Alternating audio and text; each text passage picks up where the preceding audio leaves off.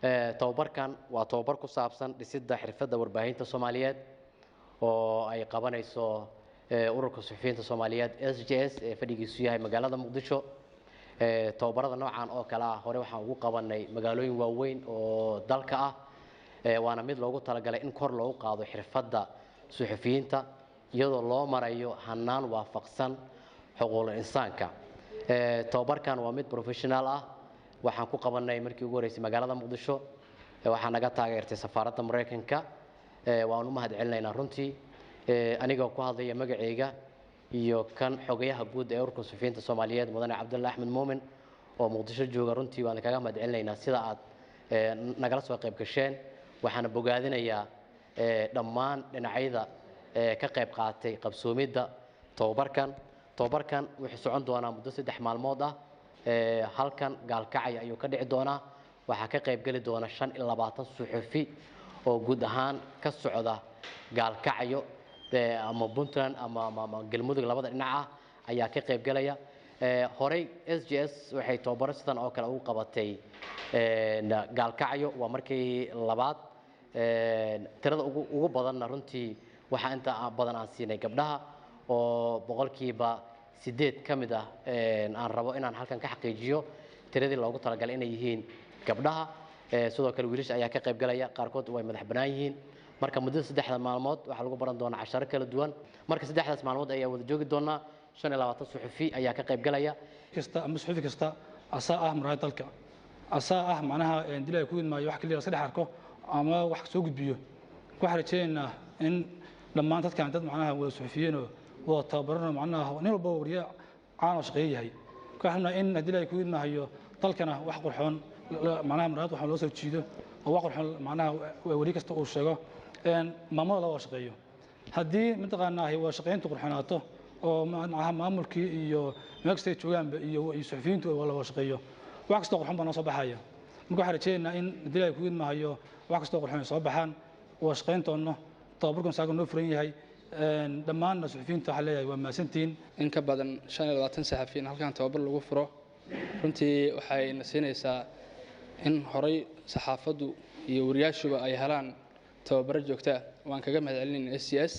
waxaan rajeynayaa tababarkan xiritaankiisa insha Allah adikoo runtii xirfadaha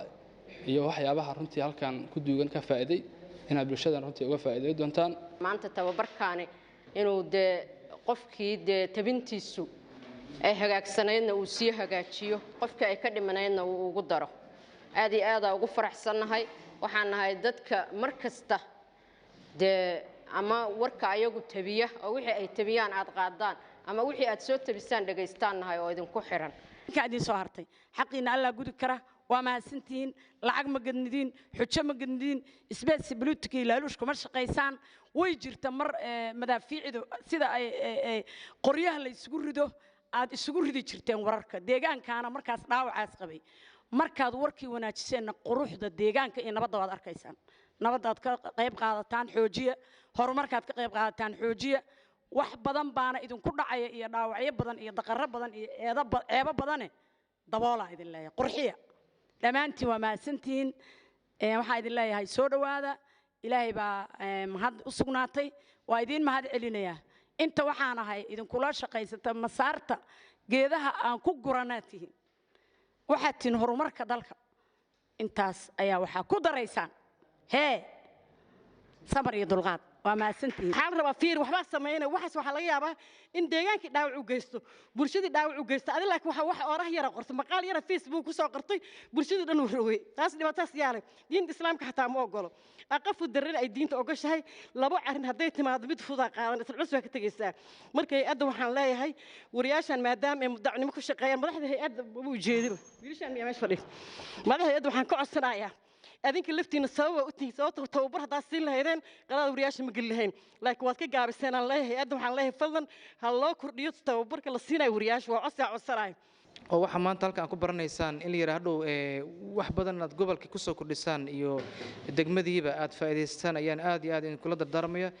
nidaamka iyo akhlaaqda inay ilaalisaan ku dardaarmaya magac wanaagsan reebtaan rajayn doona wax badan oo wanaagsan hadhow markii tababarka la xirmo in la yiraahdo asxaabtu maxaan faa'iideysanay inaysan dhicin hadhow maxaa la yidhi maxaa la sheegaya marka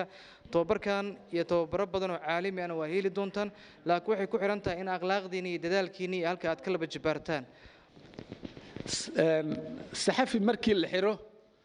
ha ku boodin ha la sii daayo xuquuqdiisa loo soo celiyo ha ku boodin laakiin hubso maxaa lagu xiray eeddu xagee ka timid waa inaad hubsataa weeye haddii kale waaba mid kalead sii gelaysaa adigana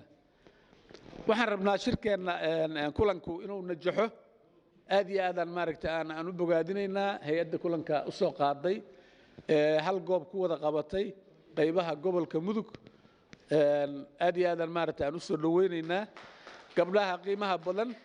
oo nuxurkii laga rabay iyo ka badanba maaragtaa ku deeqay oo soo gudbiyey aad iyo aaday maaragtay ugu mahadsan yihiin sidoo kale agaasinka tababarka waxaan rajaynaynaa 29 barnaamijkan socon doona haddii alla yidhaahdo